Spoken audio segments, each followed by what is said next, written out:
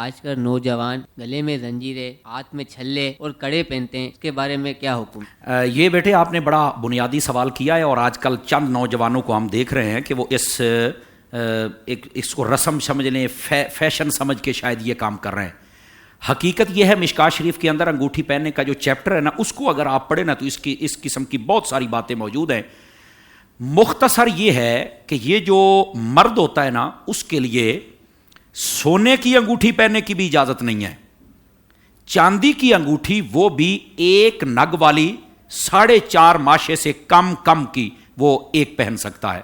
رہ گئی بات یہ چھلے کی، کانوں میں بالیاں کی، اور یہ جو زنجیریں ہیں اور کڑے ان کی، اس کی تو کوئی شریعت میں اجازت نہیں۔ اور پھر دوسری بات توجہ طلب ہے، یہ جو کڑے ہیں نا، کڑے، ان کو آپ تھوڑا اگر غور کریں، ریسرچ کر کے دیکھ لیں تو یہ کسی زمانے میں سکھ پہنا کرتے تھے۔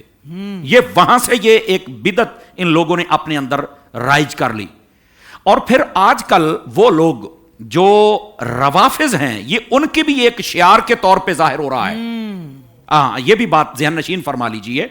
تو جو چیز دوسرے اسلام دشمنوں سے مشابہت والی ہو تو اس کو بھی چھوڑ دینا یہ ہمارے اوپر ضروری ہے، پہلی بات۔ دوسری بات یہ ہے، لوہا پہننے کی تو اجازت ہی نہیں ہے، سمجھ آ رہی ہے، جو میں پہلے بتا چکا ہوں۔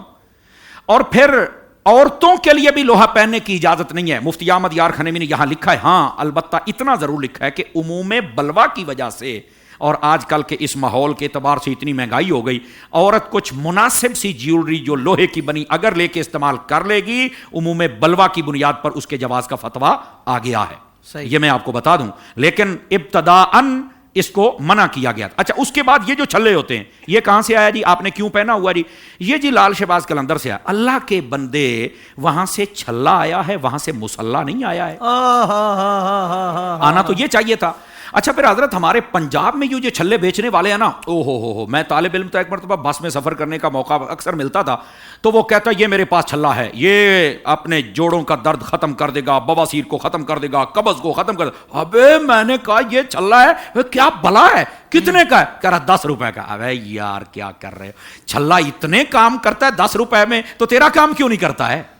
یہ سب میں وہاں دربار سے لگا کے اور قبر انور سے لگا کے لے آیا ہوں، ایموشنل بلیک میلنگ کے ذریعے اس گندے کام کو رائج کیا جا رہا ہے۔ تو بالکل وہاں کی نہ بزرگوں کا حکم ہے، نہ کسی بزرگ نے پہنا ہے۔ منع کے لیے میں آپ کو مشکات شریف کا حوالہ دے چکا ہوں۔ اور یہیں پر بعض لوگ یہ چینیں پہن لیتے ہیں۔ او خدا کا خوف کرو یار، تمہارے گلے کے اندر یہ چینیں نہیں ہونی چاہیے، یہ گلا ستھرا ہونا چاہیے۔